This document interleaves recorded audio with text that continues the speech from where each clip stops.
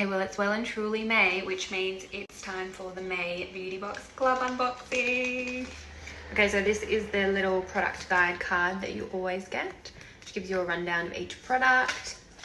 Okay, so first up we have the Lashx Eyelashes.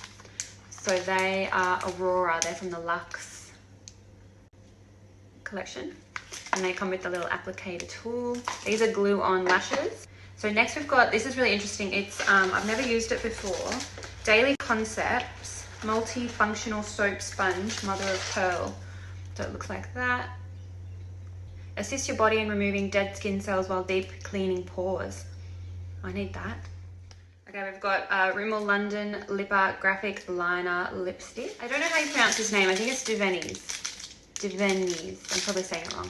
But it's a pedicure tool for like scrubbing all that nasty dead skin off your like heels. Lastly, there's also an Australis lipstick. Moisturizing mineral lipstick. Ooh, I want to try that. Goose is my shade. And lastly, you'll also get a K-Beauty mask, face mask. What?